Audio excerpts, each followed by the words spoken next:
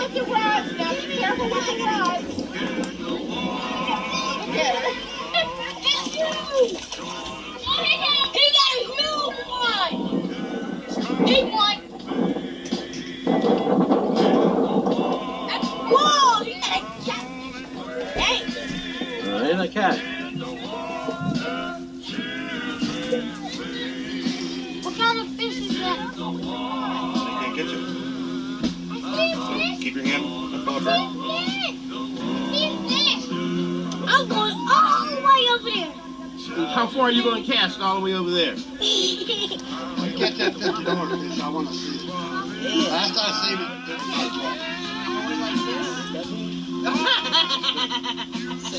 How big was it?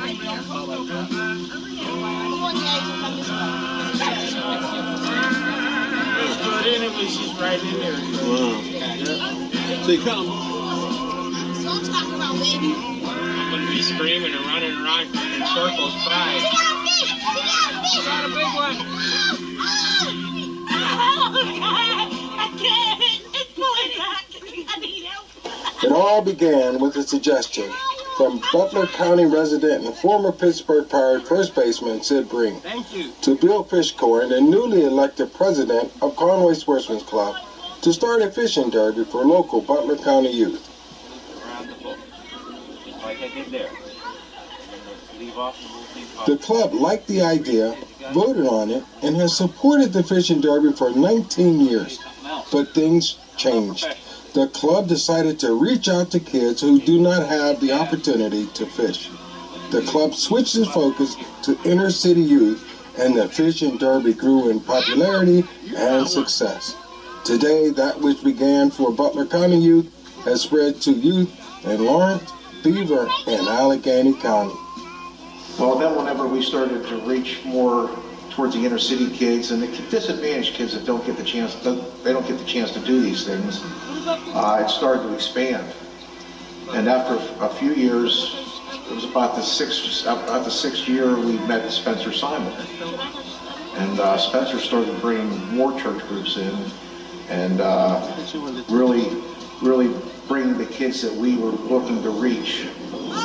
He brought them on to the club for us to have a day at the lake. And I get a lot of satisfaction. I really enjoy seeing these kids catching their first fish, getting outdoors and being able to run around and have a good time and it'd be a safe place.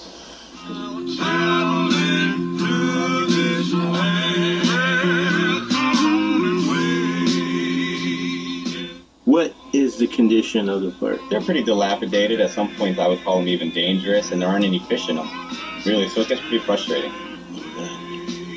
But you continue to come down here. Why is that? Oh, it's close. It's beautiful. It has such great potential, and we have caught a couple of fish, so it always keeps you coming back, even once in 100. You still live for that once. What value do you find in being able to come here and fish? How does that help the kids? Oh, it teaches them patience. It teaches them problem-solving skills. He understands, and he has to think, well, if it's warm weather, cold weather, where the fish might be, you just understand a lot more about nature and about, yourself and just sitting and waiting and/or, not giving up. That tenacity, that grit. Experience the excitement as youth from local Pittsburgh neighborhoods and surrounding communities ascend upon the club to get their fishing rod for the day.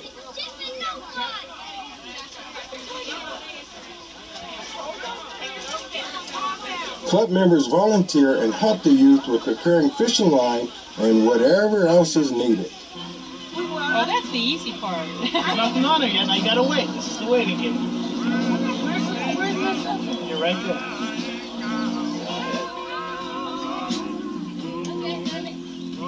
Where are you going?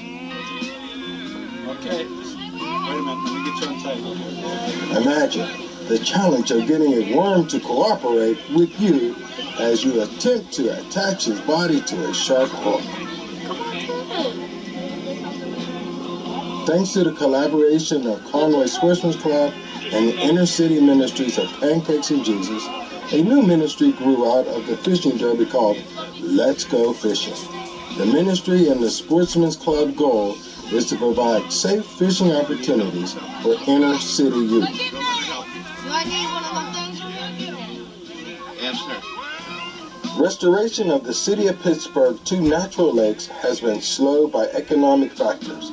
Lake Shinley in Oakland and Lake Carnegie in Highland Park rest in the city's heavily populated area. The families in these communities would greatly benefit from these lakes. There is a man-made lake on the city's north side called Lake Elizabeth, which also requires restoration.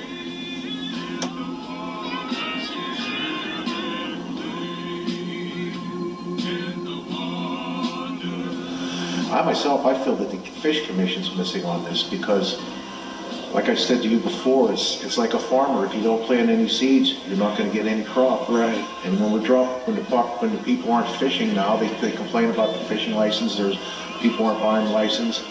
Well, here's a whole pool of people that you could get involved in it, and you know, not everybody will be a fisherman, but you'll get fishermen out of it, and you know, it'll move along in their family. You know, they'll teach their kids about fishing and stuff, and it helps the Game Fish Commission because they'll sell more license, but it also helps the community because it gives these kids another outlet to get out and get away from all this stuff and all this trouble.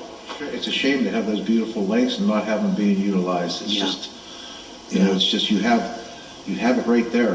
It really wouldn't. It's really not that it would take that much to turn it into a place that the kids could go to, that they could, you know, have a supervised fishing experience like that, and get to really experience nature. And, you know, like I said, I think it changes your viewpoint too. You're looking at, when you're in the city and that, you're just looking this way. You come out to the country, and you see there is different things, because when we had one of our first fishing derbies, we had this one kid. He got off the bus, and they said he had never been out of the city before. And he was just amazed when he came out here, driving out here to see all this stuff. Like, he didn't realize that there was all this out here. Yeah. And I was, you know, it blew me away that I was like, seriously, this kid had never been out of the city? And they claimed that he, you know, several of them had been that way, that they really had never been out of the limits of the city. And it's just, how could you know, live to be be a teenager and never have been here, been out in the country and seen all this? I think our children need to experience a variety of opportunities, and I think our students could definitely benefit from a day outside of the city, you know, at a lake. I mean, being here at the lake for an after-school program would be incredibly helpful for our students.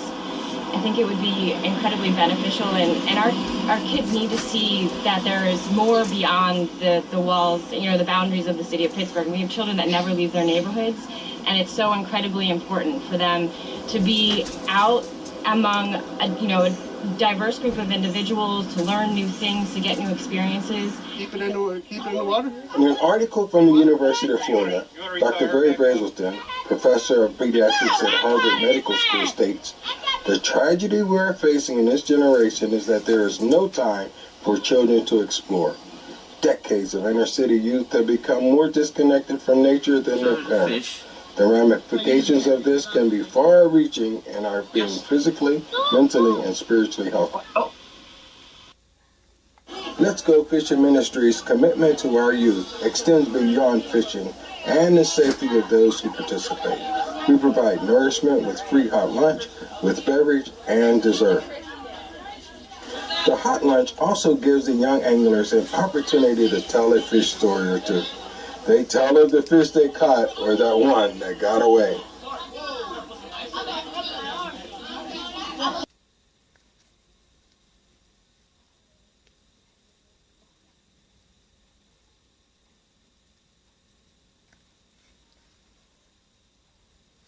Hey.